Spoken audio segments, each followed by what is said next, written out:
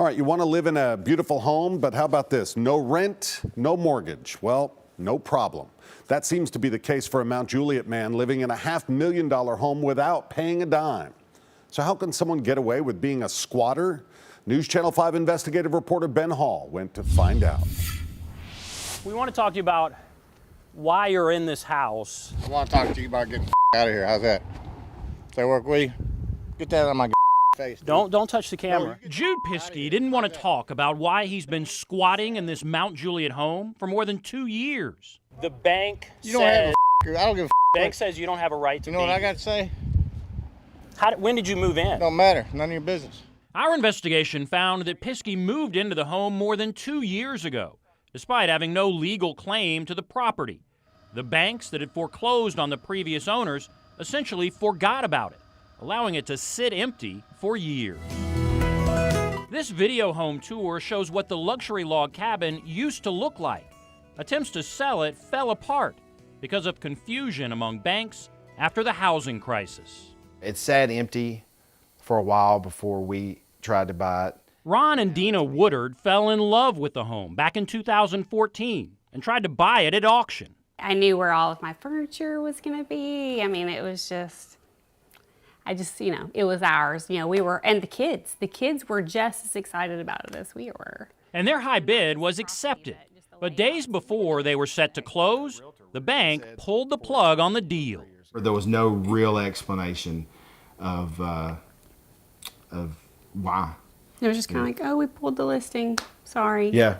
In late 2012, J.P. Morgan Chase foreclosed on the home, then sold it to Bank of New York Mellon as trustees for investors for a mortgage-backed security.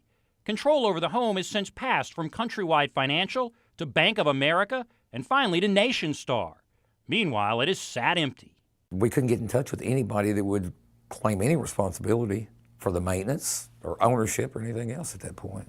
City Commissioner Ray Justice contacted more than one bank about the abandoned home, but they didn't seem to care. I got no response, zero response.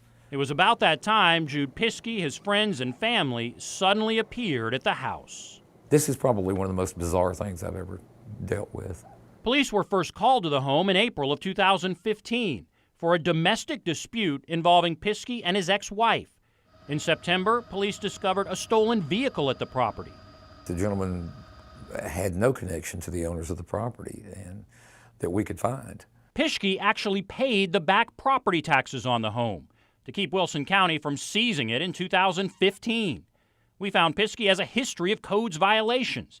In 2008, he illegally moved a home to a piece of land near Hermitage, forcing Davidson County officials to condemn the home. This is just nuts. Justice says he fields weekly complaints from his constituents about the number of cars and junk being stored at the log cabin. Are you gaming the system?